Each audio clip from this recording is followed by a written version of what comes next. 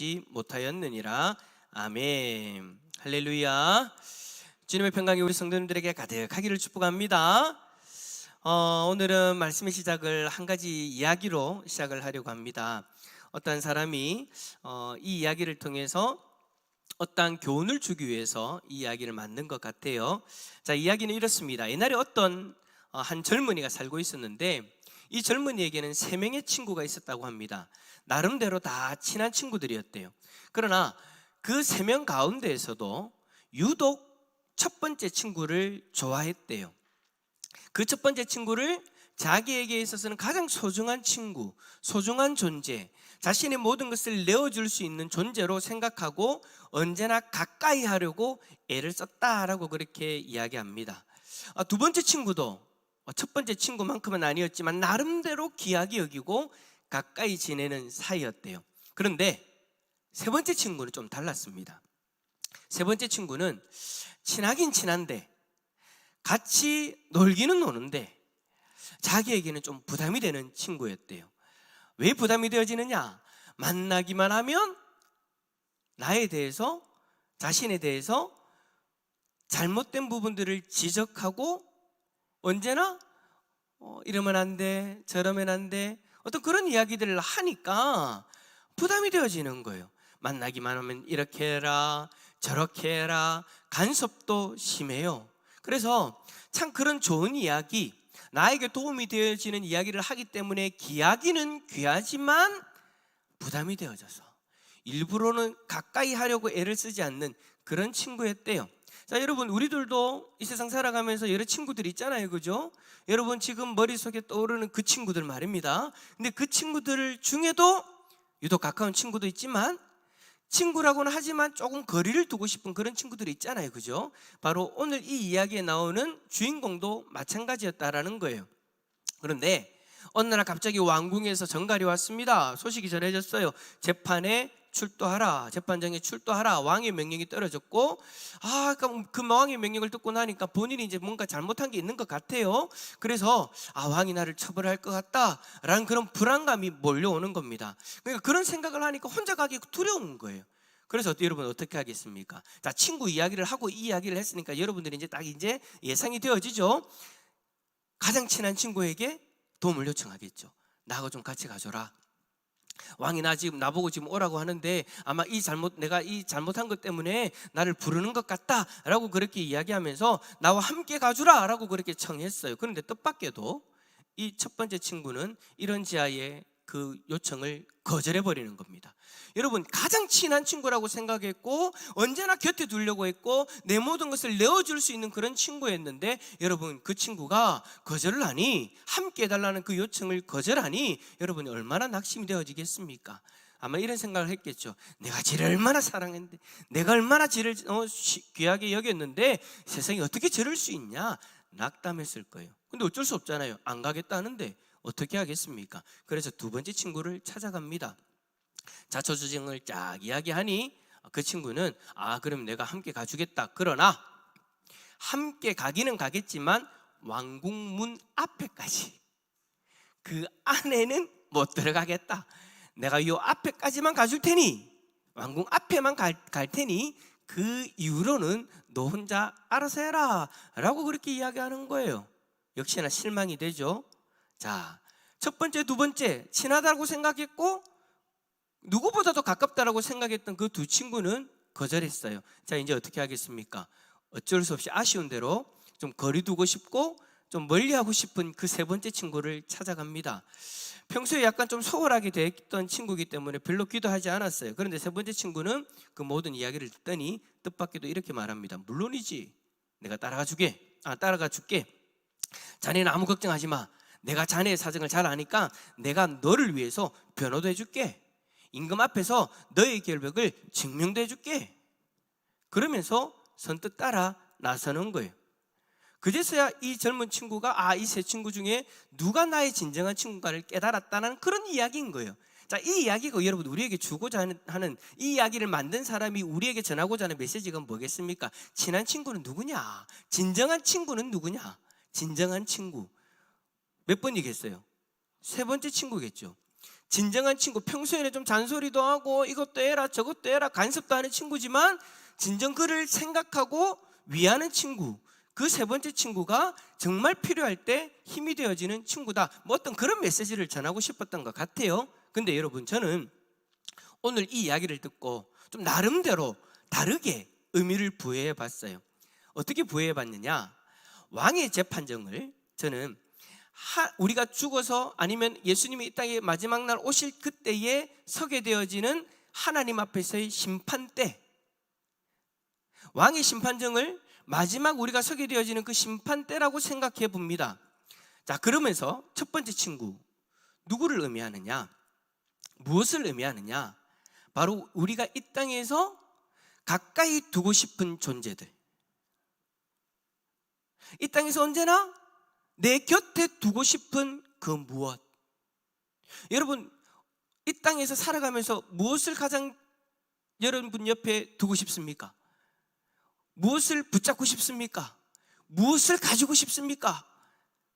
이야기 좀 해보세요. 속으로라도 이야기를 해봐요. 무엇을 가장 많이 갖고 싶어요? 무엇을 가장 많이 여러분 곁에 두고 싶어요?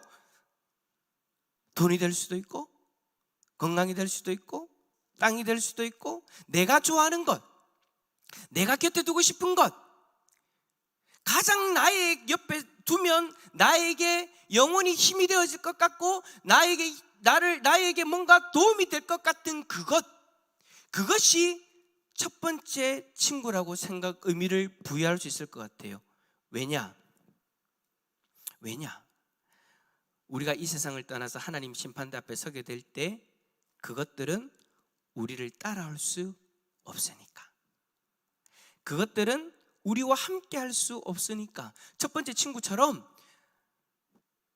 언제나 가까이 두고 싶고 힘이 되어질 것 같고 위로가 되어질 것 같았는데 정작 필요한 그 심판대 앞에서는 함께 하지 못하는 존재, 그런 존재가 첫 번째 친구였잖아요.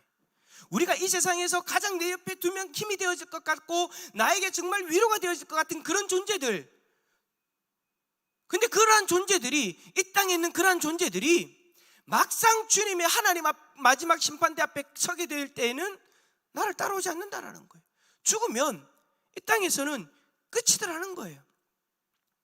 그래서 여러분, 오늘 13장 5절에도 보니까 돈을 사랑하지 말고 있는 바를 족한 줄로 알라 라고 그렇게 이야기하죠. 무슨 말이냐면 돈은 이 땅에서 끝이다라는 거예요. 영원히 우리와 함께하지 않는다라는 것을 5절 말씀을 통해서 우리에게 메시지를 주고 있는 거죠. 재물은 우리의 진정한 친구도 되어질 수도 없고 영원한 친구도 되어질 수 없어요. 그냥 이 땅에서 살아갈 때 우리 손에 쥐어질 뿐이지 죽고 나면 다 놓고 나는 거잖아요. 돈이 우리의 사랑의 대상이 될 수 없다라는 거예요. 자, 그렇다면 여러분, 두 번째 친구는 누구일까요?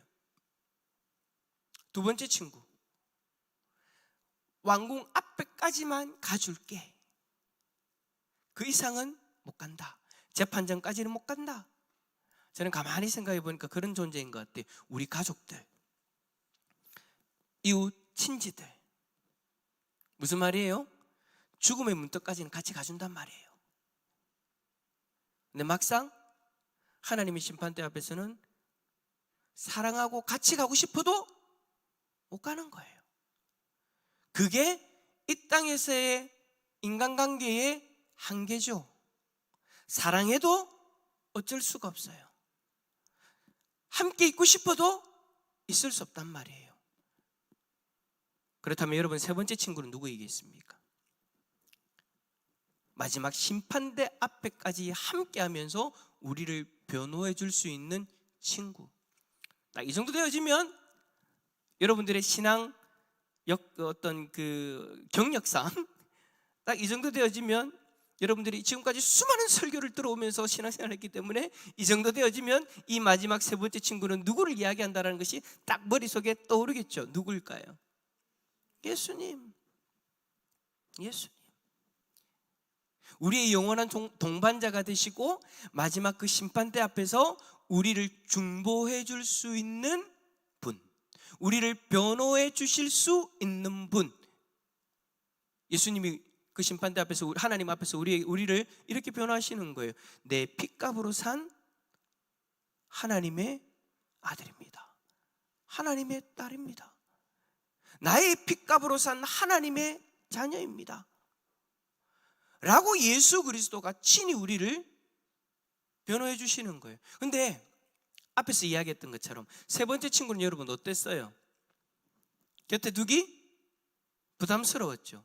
근데 여러분 왜 예수님을 그렇게 이야기하는 걸까요? 왜 그렇게 제가 그렇게 비유하면서 이야기를 하는 걸까요? 여러분 그러잖아요. 오늘 하루의 삶을 한번 생각해 보세요. 아침 일어났을 때부터 지금 이 자리에 오는 그 순간까지 여러분의 그 삶의 모든 상황들, 정황들을 쫙 한번 펼쳐놓고 거기서 예수님이 여러분과 함께 하시는데 예수님 앞에서 당당하게 보여줄 수 있는 모습도 있지만 또 한편으로는 어때요? 그 예수님 앞에 혹시 이런 마음 가지지 않았습니까? 예수님 여기서 스탑, 눈 좀 감아주시고 오케이. 자, 그러고 나서 어떤 일들이 끝나면 오케이 예수님 이제 눈 좀 떠주세요. 실수로 아니면 내가 의도한 그 어떤 행위로 예수님 앞에서 좀 감추고 싶은, 왜 감추고 싶어요? 드러나면 예수님이 분명히 나에게 뭐라고 하실 것 같으니까. 성경을 볼 때마다 말씀을 들을 때마다 자꾸 그런 부분들에 대해서 예수님이 간섭하시니까. 여러분 예수님이 살아계신 예수님이신 것을 믿으십니까? 살아계신 예수님이 여러분과 함께 하시는 것을 믿으십니까? 그럼 여러분 그게 당연한 거예요. 예수님이 살아계셔서 우리 가운데 함께 하시면 우리의 인생을 보고 아닌 건 아니다라고 말씀하셔야 되는 거죠. 하나님의 말씀을 볼 때, 그리고 예배 시간에 설교를 들을 때, 아니면 삶의 순간순간마다 우리가 아는 그 말씀들을 통해서 성령 하나님께서 우리 가운데 감동시켜 주셔서 우리의 인생에 아닌 것은 아니다라고 말씀하실 수 있는 분이 예수님이죠. 우리가 정말 예수님하고 동행을 한다면 예수님은 우리에게 그렇게 다가오시는 것이 당연한 겁니다. 근데 그 당연한 모습이 어떨 때는 부담스러울 때가 있다라는 거예요. 그죠? 전부 다 아닌갑네. 전부 다 또 그런 거예요? 아니요, 목사님 저는 오늘 하루의 삶 다 당당합니다. 그래도 조금이라도 하나님 앞에 조금이라도 이 부분은 좀 간섭하지 마세요 라고 하는 그런 부분들이 있을 수 있을 거예요. 그리고 예수님은 살아계셔서 우리의 삶에 간섭하시면서 이렇게 해라 저렇게 해라 명령하시기도 하고, 혹 우리가 죄를 지으면 우리들의 마음에 죄책감을 가지게 하시고 그 죄를 회개할 수 있도록 또 우리를 인도해 주시기도 하죠. 그 예수님이 언제나 우리 가운데 함께 하면서 우리를 위해 하나님 앞에서, 성부 하나님 앞에서 변호해 주고 계신다라는 거예요. 그 주님이 이렇게 말씀하신 거 5절 하반절에 보니까 내가 결코 너희를 버리지도 아니하고 너희를 떠나지도 아니하리라. 진정한 친구인 거죠. 부담스럽긴 하지만 다른 어떤 세상의 어떤 존재들보다도 가장 나에게 필요하고 가장 나에게 있어서 의미 있는 그런 분인 거죠. 그런데 여러분 오늘 성경에 보니까 그 예수님에 대해서 뭐라고 이야기를 하냐면, 따라서 합시다. 변함이 없다. 우리 예수님에 대해서 그렇게 말씀해요. 그러한 예수님이 정말로 온전한 우리의 진정한 친구가 되어주시는 그 예수님이 동일하시대요. 변화가 없대요. 오늘 보면 8절에서 그렇게 말씀하고 계세요. 자, 그렇다면 여러분 우리 예수님은 어떤 부분이 변하지 않는 걸까요? 우리가 성경을 읽어보면서, 신약 성경을 읽어보면서 여러분들은 예수님을 만나고 예수님을 경험하셨을 거예요. 근데 여러분들이 성경을 보면서 만나고 경험했던 그 예수님이 어떤 부분이 변하지 않던가요? 어떤 부분이 동일하던가요? 참 우리는 성경을 보면서 말씀을 들으면서 변하지 않는 그 예수님에 대해서 듣고 배우고 그렇게 살아가면서 어떨 때는 언제나 변하지 않는 동일한 모습이신 그 예수 그리스도를 온전히 바라보지 못할 때가 참 많은 것 같아요. 그래서 어찌 보면 하나님은 계속해서 똑같은 말씀을 우리에게 주시는 것 같아요. 예수는 변하지 않는다. 예수는 이 부분이 변하지 않는다. 불안해하지 마라. 예수는 변하지 않는다. 계속해서 그런 메시지를 던져주시는데 오늘은 두 가지 정도를 한번 생각해 보고 싶어요. 언제나 들었던 말씀이지만 그럼에도 불구하고 다시금 우리가 그것을 잊지 않고 다시금 기억해야 될 그 메시지 따라서 합시다. 예수님의 사랑이 변하지 않습니다. 자, 요한복음 13장 1절에 한번 읽어볼까요? 한번 읽어봅시다. 시작. 유월절 전에 예수께서 자기가 세상을 떠나 세상에 있는 자기 사람들을 사랑하시되 끝까지 사랑하시니라. 아멘. 자, 여러분, 오늘 이 말씀 언제 하신 말씀일까요? 예수님이 십자가에 처형당하시기 직전에, 잡히시기 직전에 예수님이 제자들에게 하신 말씀이에요. 자, 이것을 인간적인 관점으로 본다면 여러분, 그 상황이 여러분 도무지 사랑을 베풀 수 없는 그런 때이죠. 조금 있으면 잡혀간단 말이에요. 제자들은 몰라요. 아무도 몰라요. 잡으러 오는 사람들만 알고 예수님 자신이 알고 있는 그 상황인 거죠. 그런 상황에서 예수님이 말씀하시는 거예요. 자기 사람들을 사랑하시되 끝까지 사랑해 주신다라고. 여러분, 십자가가 여러분 어떤 형벌입니까? 뼈와 살이 찢겨지는 그런 형벌이지 않습니까? 그와 같은 고통을 앞둔 상황에서도 예수님은 누구를 챙기느냐? 자기 사람들을 챙기고 계시는 거예요. 혹시 여러분 사형수에 관한 기록이나 이야기를 들어보신 적이 있습니까? 제가 찾아본 어떤 자료에 보니까 사형 집행에 대해서 이렇게 기록합니다. 사형 집행이 진행되어지는 날짜와 시간은요, 해당 사형수에게 극비로 붙여진답니다. 그러나 집행을 담당하는 검사가 교도소에 시작하게 되어지면 이 사형수들은요, 직감적으로 그것을 알아차린대요. 그리고 교도소 안이 조용해진다고 합니다. 오늘 최종욱 장로님 있으면 그 이야기 한번 좀 들어보면 딱 좋은데, 장로님 근무하는 곳이 그런 곳이니까. 근데 여러분, 사형수가 담당 검사를 따라서 형집행장으로 가는데요, 가는 길에 조그만 돌멩이와 같은 장애물이 있을 때 충분히 그냥 지나가도 되는 거를 단 몇 초라도 벌기 위해서 사람들이 일부러 돌아간대요. 조금이라도 더 늦추고 싶어가지고. 자, 그렇게 해서 사형 집행 장소에 도착하게 되어지면 교도소장이 그의 이름, 나이, 주소를 물어본다고 합니다. 또 사형수의 긴장을 풀어주기 위해서 교도소 생활 가운데서 특별히 인상에 남는 것이 무엇이고 또 아울러 마지막으로 하고 싶은 말이 무엇인지 또 그렇게 물어본대요. 이때 어떤 사람은 억울하다라고 그렇게 고함을 지르기도 하고, 또 종교를 가진 이들은 자기의 신들을 찾으면서 자신의 잘못을 뉘우치기도 하는 그런 모습들도 있답니다. 근데 비교적 담담하게 죽음을 맞이하는 사람들이 많대요. 그런 그에게 하얀 자루 같은 보자기를 씌운답니다. 그래서 그 위쪽에서 목을 걸게 하는 올가미 밧줄이 내려온답니다. 그 순간 덜컥떡하면 마룻바닥이 내려앉으면서 외마디 소리와 더불어서 구덩이 안쪽으로 그의 몸이 떨어진대요.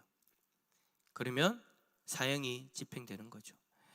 아무리 강심장이라고 하더라도 그 순간 그 모습을 보면 다리가 후들릴 정도로 그렇게 무섭답니다. 여러분, 사형 집행은 그렇다 하더라도 내일 당장 자기가 지금 죽는다라는 것을 알고 있는 거잖아요. 누가요? 예수님요. 자기가 내일 죽는다라는 그 사실을 알고 그 사형 집행을 기다리고 있는 사형수의 마음, 여러분 한번 짐작해 보시기 바랍니다. 얼마나 떨릴까요? 다른 것 신경 못 쓸 거예요. 오직 불안한 마음에 잠도 자지 못하고 그렇게 공포에 떨 수밖에 없을 거예요. 근데 우리 예수님 보세요. 자기의 죽음을 알고 있어요. 그 죽음의 고통도 알고 있어요. 근데 여러분 얼마나 고통스러웠을까요? 이 고통스러움을 알 수 있는 것을 우리가 예수님의 기도를 보면 알 수 있잖아요. 제가 자주 얘기했던 아버지여, 할 수만 있거든 이 잔을 내게서 떠나게 하옵소서. 오죽하면 얼마나 괴로웠으면 그런 기도를 했겠냐라는 거예요. 우리가 이 한 가지만을 보더라도 예수님 마음이 어땠을지 짐작할 수 있는 거죠. 그런데 바로 그와 같은 상황에서 우리 주님이 누구를 생각하고 있는 거예요? 누구를 걱정하고 있는 거예요? 누구를 위해서 말하고 있는 거예요? 자신의 사람들을, 자기 제자들 사랑하시되 끝까지 사랑하시겠다라고 그렇게 약속하고 계시는 거예요. 근데 여러분 한번 생각해 봅시다. 그 당시 예수님이 그 이야기를 들었던 그 제자들, 과연 예수님의 그 사랑을 그렇게 받을 만한 존재들이었습니까? 그만큼 대단한 사람들이었습니까? 아니에요, 여러분. 자기 스승이신 예수님이 십자가에서 죽는다라고, 자신의 죽음이 다가오고 있다라고 아무리 이야기를 해도 제자들은요, 그거 신경 쓰지 않았어요. 제자들은 끝까지 무엇을 신경 썼습니까? 네가 크냐 내가 크냐? 예수님이 죽는다라고 이야기를 해도 예수님이 왕이 되어주시면 예수님의 우편에 누가 앉을 거냐, 그거 갖고 싸우고 있는 거예요. 이런 제자들, 여러분, 사랑받기보다 꾸중을 들어야 되잖아요. 근데 예수님 어떻게 해요? 그런 부족한 사람들이었음에도 불구하고 내가 너희들을 사랑하되 끝까지 사랑하겠노라고 그렇게 자신의 사랑을 베풀어주고 계시는 거예요.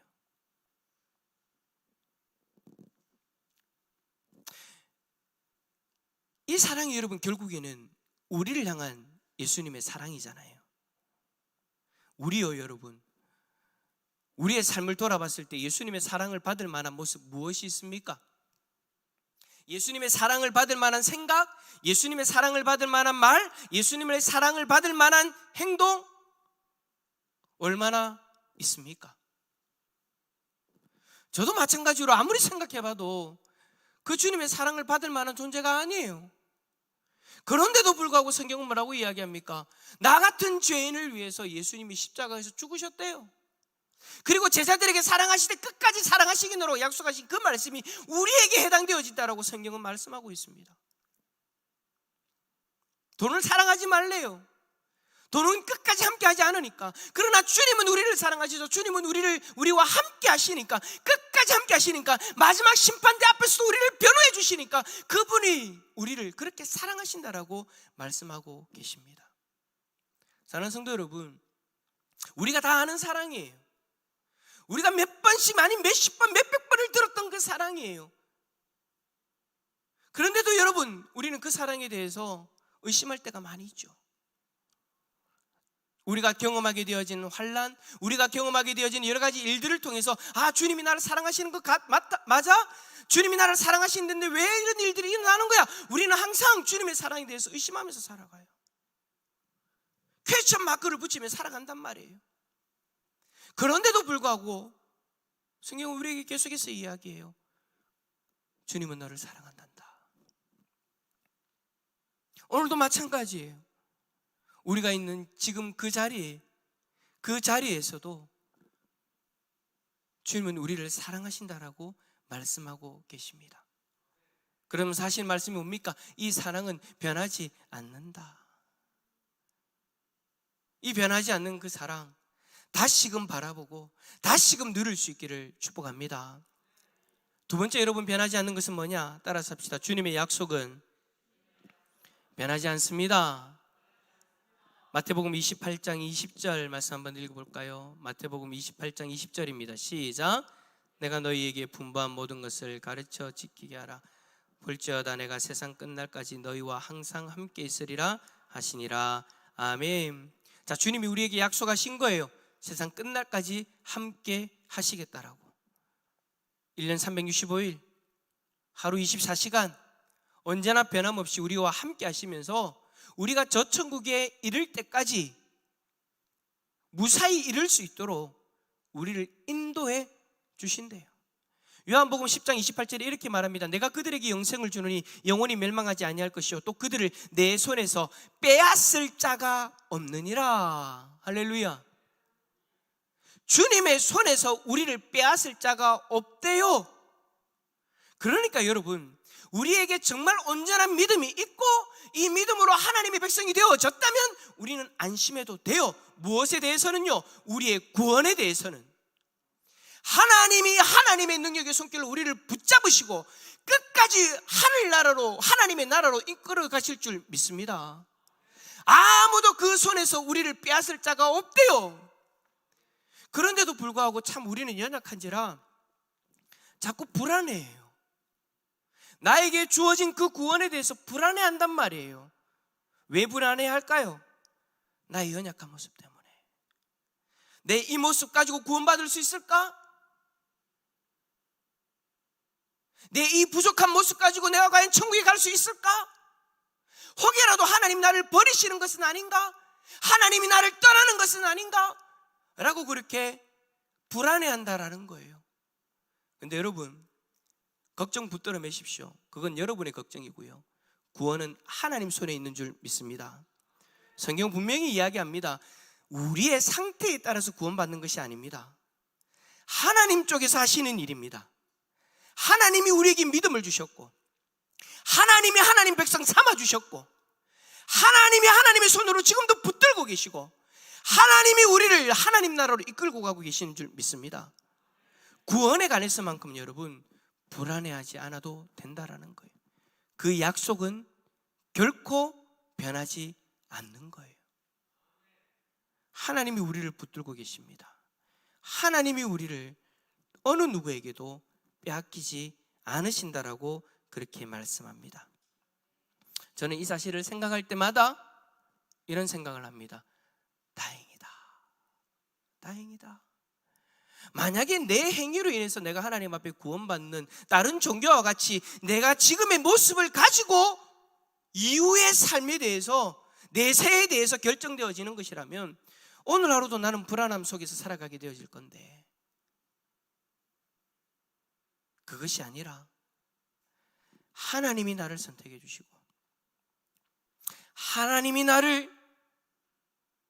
나에게 믿음을 주시고, 내가 구원받을 수 있도록 하나님의 독생자가 이 땅에서 십자가에서 죽어주시고, 그 예수 그리스도가 지금도 나를 변호하고 계시고, 마지막 그 심판 때까지, 마지막 그 하늘나라에 입성할 때까지 그 손에서 아무도 빼앗을 자가 없다라고 말씀하시니 다행이다, 다행이다.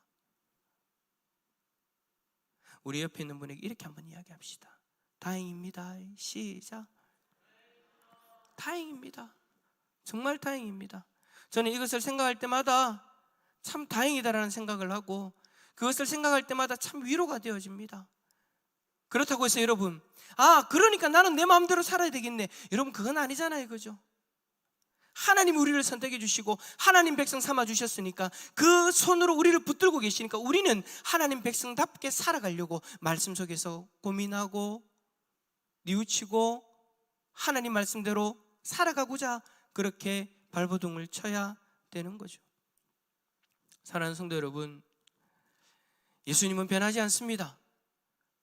예수님의 사랑이 변하지 않고요, 우리를 떠나지 않겠다라고 약속하신 그 약속은 변하지 않습니다. 마지막 이야기를 하나 하고 오늘 말씀을 맺도록 하겠습니다. 하늘에 둥그런 달이 환하게 떠 있습니다. 그리고 잔잔한 연못 위에서 달의 모습을 보고 있는 두 사람이 있습니다. 근데 한 사람이 그 연못에다가 장난삼아 돌멩이를 던집니다. 이때 물결이 일어나니까 그 연못에 있던 달의 모습이 어떻게 되어지겠어요? 그 물결에 사라지겠죠. 깨지면서 사라지겠죠. 그러면서 옆에 있던 친구가 핀잔을 줍니다. 너 때문에 달이 깨지고 말았잖아. 그러니까 돌을 던졌던 그 친구가 대수롭지 않게 이렇게 대답합니다. 달이 깨지다니 무슨 소리야? 고개 들어서 하늘 봐. 달은 그대로 있잖아. 달이 깨어진 것이 아니라 달을 비추고 있던 연못에 물결이 일어났을 뿐인데, 그 친구는 달이 깨졌다라고 생각하는 거죠. 여러분, 우리의 인생도 마찬가지인 것 같아요. 주님은 여전히 동일하세요. 동일하게 말씀하시고, 동일하게 우리를 사랑하시고, 동일하게 우리와 함께 하시면서 우리를 보호하고 인도하고 계세요. 그런데 우리는 뭘 봐요? 예수님을 안 보고 이 땅을 봐요. 그리고 이 땅에서 일어나는 그 물결을 보면서 가슴이 조마조마 불안불안 그렇게 살아가면 있는 거예요. 그러면서 의심하는 거예요. 예수님이 나를 사랑하시는 건 맞나? 예수님이 나를 붙들고 있는 건 맞나? 그런데 여러분, 잠시 잠깐 그 이 땅의 물결을 보지 마시고 한번 좀 하늘 좀 보십시오. 예수님은 그대로예요. 근데 우리는 자꾸 이 땅만 봐요. 이 땅의 현상만 봐요. 이 땅의 물결만 본단 말이에요. 그것 때문에 예수님이 없는 것처럼, 예수님이 약속을 안 지키는 것처럼, 예수님의 사랑이 없는 것처럼 그렇게 여기면 안 된다라는 것이죠. 오늘 저녁이 여러분 그런 시간 아니겠습니까? 일주일 동안 우리가 이 땅의 물결만 보면서 가슴 조마조마하면서 살아왔다면 오늘 이 시간만큼은 어떻게 해야 된다고요? 하늘 좀 보자고요. 우리와 함께 하시는 예수님 좀 보자고요. 우리를 사랑하시는 예수님 좀 보자고요.